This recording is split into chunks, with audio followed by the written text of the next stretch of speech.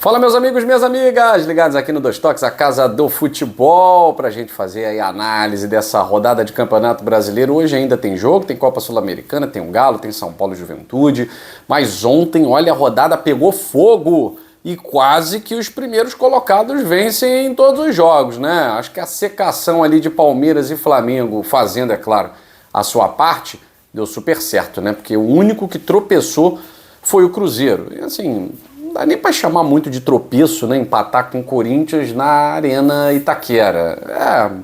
É aceitável, né? O Corinthians, mesmo fraco, ele na sua arena ele é mais forte, é onde ele consegue a maioria de seus pontos.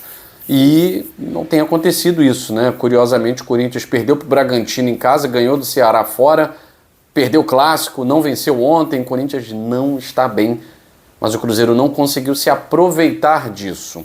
Ficou no 0-0 e viu Flamengo e Palmeiras se aproximarem, lembrando, com jogos a menos, né? O Palmeiras tem jogos a menos, o Flamengo tem um jogo a menos, o Botafogo tem 2 jogos a menos, não entrou em campo essa rodada, não entrou em campo contra o Mirassol por conta da Copa do Mundo de Clubes, então é chato esse negócio, né? Tem quantos pontos, mas tem 2 asterísticos, tá?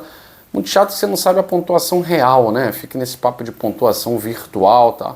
Enfim, mas o Cruzeiro já começa a virar ameaça mais de perto. O Cruzeiro é líder, tem 1 ponto à frente do Flamengo, porém o Flamengo tem um jogo a menos, o Flamengo pode reassumir a liderança do Campeonato Brasileiro, porque no apagar das luzes conseguiu o golzinho da virada ali contra o Red Bull Bragantino. O Flamengo quebrou um tabu que durava desde 1996, né? O Flamengo não vencia o Bragantino em Bragança Paulista desde 1996. Ontem venceu. O time do Red Bull Bragantino muito limitado, né? Um time que tem muita força, é um time que tem jogadas ensaiadas interessantes, muito bem treinado pelo Rafael Seabra, né? Abriu o placar com 8 segundos de segundo tempo, mas não conseguiu sustentar e não tem jeito, né? Venceu o melhor. O Red Bull Bragantino, eu já falei para vocês aqui, ele é um intruso, eu repito sempre, ele é um intruso no grupo dos 6. Ele é um intruso no grupo dos 6. Nos últimos 4 jogos, o Bragantino venceu só 1. Pra gente ver como existe um abismo entre os clubes do primeiro pelotão e o resto, cara. Porque o Bragantino, dos 4 jogos que ele fez, ele venceu só 1. Ele perdeu os últimos 2. E ele continua lá em cima. O Botafogo, ele tem 2 jogos a menos do que os rivais no campeonato, do que o Cruzeiro, por exemplo, e continua na 5ª colocação. Então, para vocês verem como há uma diferença muito grande entre os times do primeiro pelotão e os outros. E essa diferença a gente vê na Copa Sul-Americana, né? Ontem eu falei aqui, Vasco e Bahia, muita gente até nem concordou comigo com a palavra vexame. Porque o Vasco já era esperado, ok. Mas é um vexame tomar 4-0 no Independente Del Valle. 1 a menos, 1 a mais. Tem time que é campeão da Libertadores com 1 a menos. Tem time que esse ano se classificou para as oitavas da Libertadores com 1 a menos. Então esse papo de 1 a menos não cola. Aí tá com 1 a menos, tem que tomar 4 de um time do Equador, por favor, né?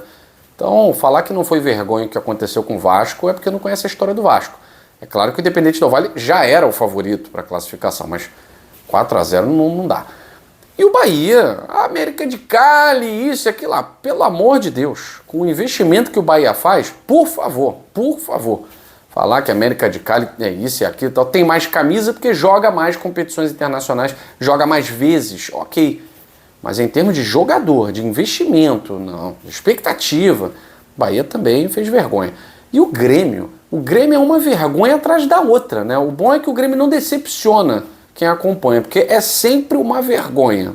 É inacreditável o que vem acontecendo com o Grêmio. Inacreditável. Daqui a pouco meu amigo Farid Germano vai infartar. Não vai aguentar. Ontem 1-0, fez 1-0 naquele abafa, gol de escanteio e tal. Vai, vambora, pressão, bola na trave, isso e aquilo. Aliança com 1 a menos, vambora. Barcos, gol 1-1. É frustrante, né? O ano do Grêmio é frustrante. O Grêmio se agarrava nos estaduais, nem isso mais está acontecendo.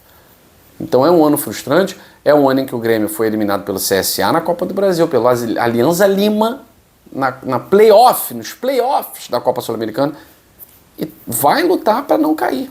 Vai lutar para não cair. Não tem jeito. Bom, agora voltando para Brasileirão.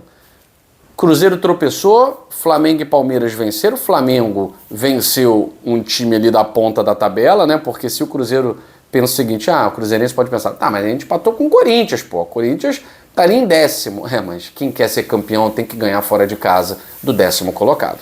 O Flamengo, por exemplo, ganhou fora de casa do 3º colocado. Agora não tá mais em 3º, tá em 4º, né? Mas ganhou de um time do G4. Essa é a campanha de quem quer ser campeão. O Palmeiras, que vinha aí tropeçando nas próprias pernas e tal, venceu o Fluminense. Mas 2 gols entregues pelo Fluminense. Esse é o time do Abel Ferreira. Eu já falei aqui. O Palmeiras não dá espetáculo. O Palmeiras muitas vezes joga algo parecido com o futebol, mas é um time que vence. É um time que compete até o final, é um time que não desiste, seja na base do chuveirinho, seja na base de qualquer jeito. O Palmeiras, ele busca vencer. O Palmeiras, ele nunca desiste, ele vai até o fim. Ele pode perder, ele pode ser eliminado, mas ele nunca desiste. Você não vai ver um Palmeiras entregue. Dificilmente. Nem numa Copa do Mundo de Clubes da FIFA. E ontem, por mais que não tenha sido brilhante, longe disso, né, o Palmeiras foi eficiente. Recebeu 2 prêmios, botou lá dentro. O Fluminense totalmente ineficiente. Aliás, eu queria chamar a atenção para um dado aqui, né? O Fluminense está decepcionando a sua torcida desde que a Copa do Mundo acabou. São 3 jogos no Maracanã e 3 derrotas. Agora, tem um dado que é assustador. O Fluminense não vence um jogo sem John Arias desde 2023. Gente, a gente está em 2025. Estamos em 2025. O Fluminense não vence um jogo sem John Arias desde 2023. É um dado assustador, que mostra claramente uma John Arias dependência. Só que agora não é uma lesão, não é uma suspensão. O Arias não é jogador do Fluminense mais. E se o Fluminense não vencer sem o John Arias, o Fluminense vai ser rebaixado. É claro que uma coisa para outra falta muito, né? Tem muito time, metade do campeonato é bem pior do que o Fluminense vem fazendo no campeonato. O Fluminense não fez um jogo ruim contra o Palmeiras, o Fluminense não fez um jogo ruim contra o Cruzeiro, o Fluminense fez um jogo ruim contra o Flamengo, mas o Flamengo também fez um jogo ruim. A questão é que o Fluminense perdeu os 3. E agora ele sai do Maracanã para jogar contra o São Paulo, que está buscando se reencontrar, né, no Morumbi. Talvez seja o jogo menos complicado para o Fluminense dessa sequência, né, mesmo jogando no Morumbi. Agora, vem decepcionando, né? Vem decepcionando e decepcionando muito o seu torcedor. Vamos ver. Ou o Fluminense contrata um jogador de peso para o lugar do John Arias, porque confiar no Soteldo. O Soteldo sabe o caminho do rebaixamento. Foi rebaixado com o Santos, quase caiu com o Grêmio. O Soteldo sabe o caminho do rebaixamento. Não sei se vai durar muito essa esperança aí em Soteldo. Tem que trazer jogadores, senão o Fluminense vai ladeira abaixo, tá certo? Então o resumo do Campeonato Brasileiro é isso.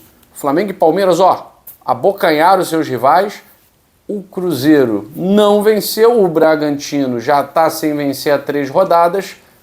Pode perder posições mesmo com jogos a mais, né? O Botafogo tem 2 jogos a menos que o Bragantino e pode ultrapassar o Bragantino se vencer o Corinthians no sábado. A gente vai nessa programação aqui do Dois Toques, a Casa do Futebol, ficando ligado em tudo que está acontecendo nos bastidores para trazer para você na próxima edição. Beijo grande, valeu!